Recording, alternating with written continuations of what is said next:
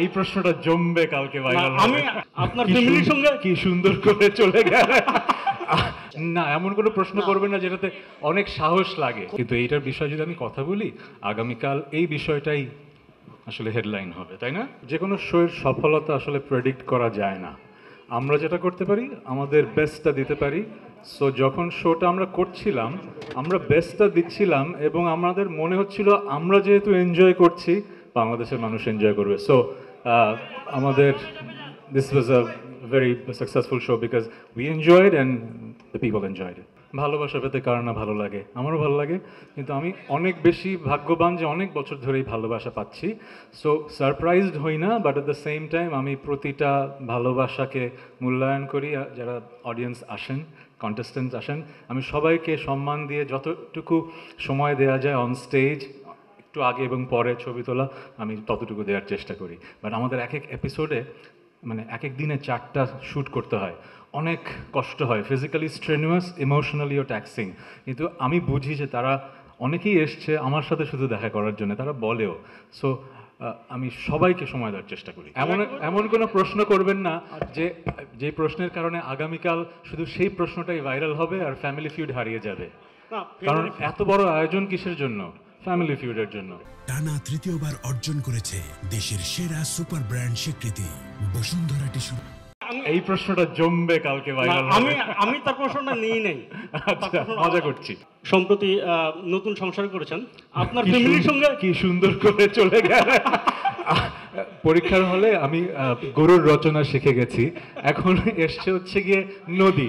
একটা সুন্দর নদী, নদীর পাশে ঘাস, ঘাসের মাঝে একটা গরু দাঁড়িয়ে আছে, গরুর তারপরে রচনাটা লেখা হয়ে গেল। সো আমি বুঝতে পারছি আপনাকে যে প্রশ্ন শিখিয়ে দেওয়া হয়েছে সেই প্রশ্নটা আপনি করেছেন। আমরা ফ্যামিলি ফিউডে থাকি। Thank you very much. আমি সাহস করে করতে চাই না, এমন কোনো প্রশ্ন করবেন না যেটাতে অনেক সাহস লাগে। আপনি দরকার আপনি আপনার প্রশ্নটা একটু কনফ্রন্টেশনাল হচ্ছে। তাহলে শেষ, আমাদের দরকার নেই, ফ্যামিলি ফিট হয়ে গেছে। সাংগঠনিক আমরা চলে যাই, শেষ লাগবে না। আমি দাওয়াত দিছি না ফকির ভাই, আমি দাওয়াত দিছি। আচ্ছা, যেটা হচ্ছে কি আমি অনেক বছর গানের মানুষ ছিলাম, সেখান থেকে বিরতি নিয়েছি বলে অনেকের মনে অনেক প্রশ্ন আছে, আমি এটা বুঝতে পারছি।